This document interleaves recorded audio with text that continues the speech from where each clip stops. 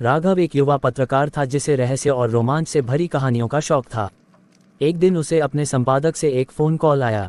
संपादक ने उसे एक अनजान शहर का रहस्य उजागर करने के लिए भेजा। उस शहर का नाम था मायानगरी। कहा जाता था कि यह शहर अजीब घटनाओं से भरा हुआ है और लोग वहां जाने से डरते थे।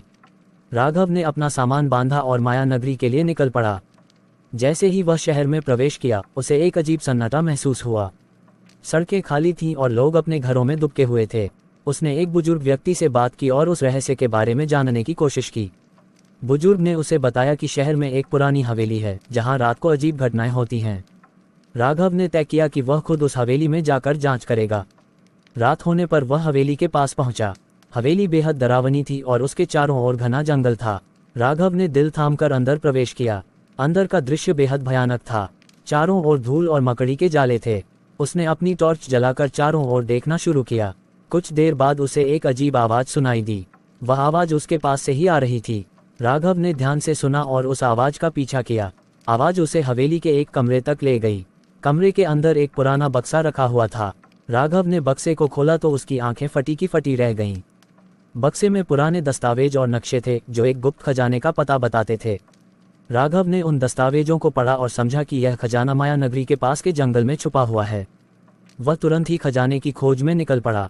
जंगल घना और भयानक था, लेकिन राघव ने हिम्मत नहीं हारी।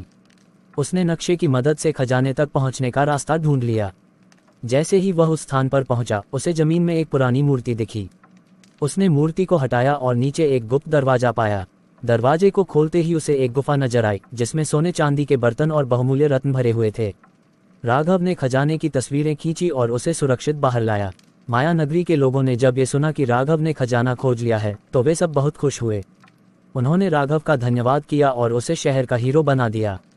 राघव ने अपने अखबार में इस रहस्यमयी खजाने की कहानी लिखी और उसकी कहानी ने देश भर में धूम मचा दी। इस प्रकार राघव ने अपने साहस और बुद्धिमानी से न केवल मायानगरी के रहस्य को सुलझाया बल्कि एक महान पत्रकार के रूप में अपनी पहचान भी बनाई। नमस्कार दोस्तों, अगर आपको हमारी यह वीडियो पसंद आई हो तो कृपया इसे लाइक करें, शेयर करें और हमारे चैनल को सब्सक्राइब करें। आपके सपोर्ट से ही हमें और भी बेहतर कंटेंट बनाने की प्रेरणा मिलती है।